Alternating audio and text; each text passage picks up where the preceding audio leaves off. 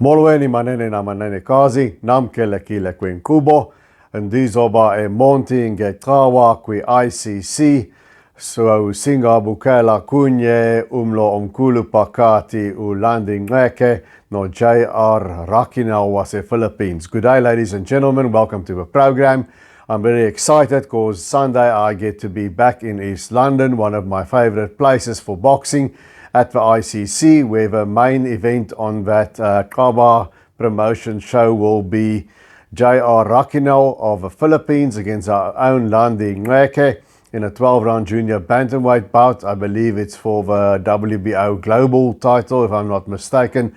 I sometimes lose track of all these belts, but it is in East London. It's got the fans, it's got everything what is not to like. And the main event is an interesting one, because Landi Ngxeke, he is undefeated, 9 wins, no losses, and 1 draw.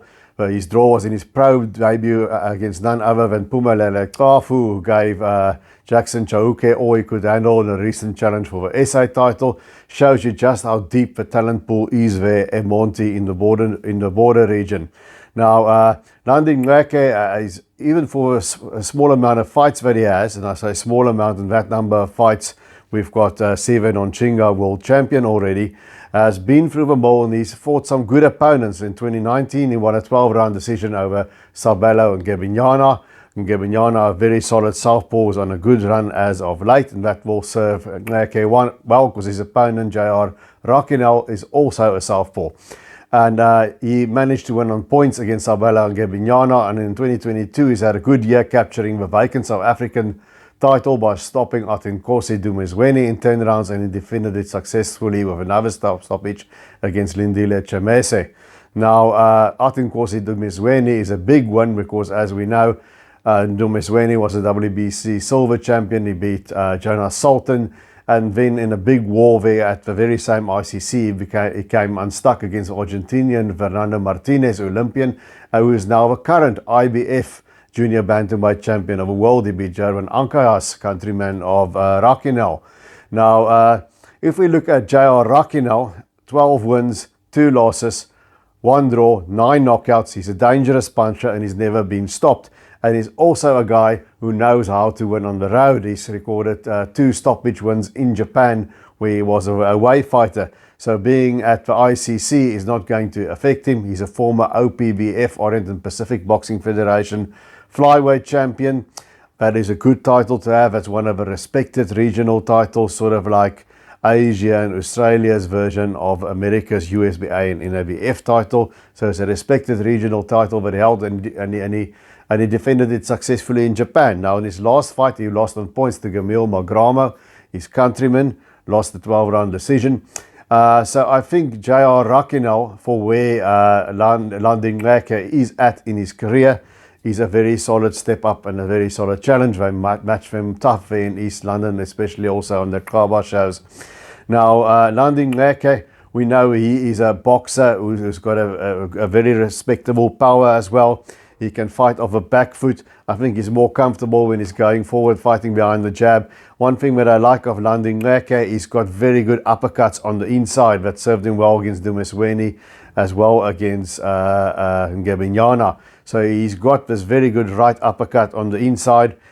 He's got a quick left jab, and he's got a solid right hand. And that's things that he will need against a southpaw, and what helped him against Gebinyana. On the downside of Landi Ngxeke, he relies on his feet and his reflexes and his head feints to get out of trouble. But sometimes his hands are quite low when he throws his punches. He doesn't pull straight back. They're down here low by his chest. And, you know, with a good counter puncher, of compact punches that stays in the pocket and throws of him, he can beat it.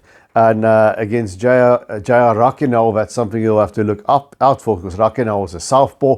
He's got a very sneaky right hook there from the southpaw position, and he likes it. And he can also do a jab to set up, but it's more like a flicking jab. He just taps your glove to try and figure out an opening. And then I think his best punch is his straight left from a southpaw stance. So that's something that Landi Ngxeke is going to have to look out for against Gebinyana. He ran into that punch a couple of times, especially later in the fight. He seemed to tire a bit, and his hands came down. But that's 2019, we're in 2022 now. Ngxeke is on very good form. So against Jayr Raquinel, he's got a serious challenge. I think he's just got to guard against getting caught with his chin in the air. So I think as long as he tightens things up a little bit, works behind his jab, and uses that hard right hand and right uppercut, and watch out for the left of Jayr Raquinel. Because what I've noticed with Raquinel against Magramo, Raquinel is a fighter. He builds momentum as he comes forward, like I saw in his fights in Japan. And when he gets confident, then he starts setting up for his knockout punches. But if you force him back all the way, like Magramo does, and put him under a lot of pressure, he's not a guy that really wants to be in the trenches and exchange punches with you. He waits for a gap and then he throws. He needs to set himself. So I think Landi Ngxeke is not really a pressure fighter, but he'll do well to stay busy with his jab and move Raquinel backward. I think if Raquinel is constantly coming forward and allow time to set himself up, he could be trouble for Landi Ngxeke. But if I have to make a prediction, which this is about, I think Landi Ngxeke is in his hometown. He's going to be hard to beat. I think he's got all the momentum behind him. Raquinel had a good loss, but a loss then nonetheless in his last fight. And I think Landi Ngxeke will have to be in all his P's and Q's, not make mistakes like he did there a couple of times against Atinkosi Dumasweni and get tagged. And then I think he can run home a points winner against Raquinel. If he can become the first man to stop him, that would be a great win for him.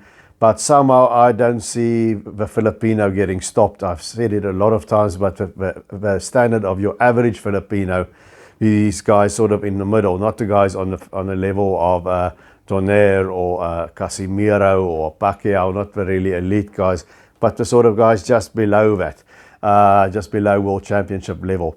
Those guys, that standard to me has improved quite a lot. So you've got to take them seriously, because they can spring an upset if you're not on your P's or on Q's. But I think Landi Ngxeke is going to run out a points winner.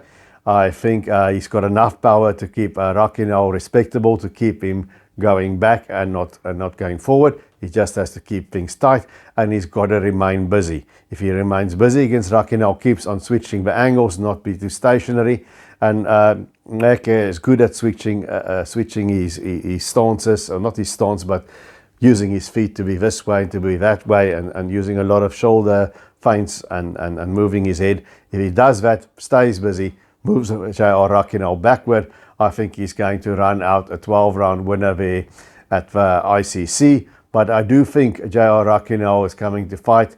I do think he's going to make things interesting. I think he is going to hit Landi Ngxeke a couple of times. So will it be man down, like Landi Ngxeke's nickname, and Jayr Raquinel is nicknamed the Dreamer? Is Raquinel only dreaming that he can win here? We'll find out on Sunday afternoon at the ICC. If you see me around, please come and say hello. I always love being there. And until we see each other again, Pakamisani Izandla.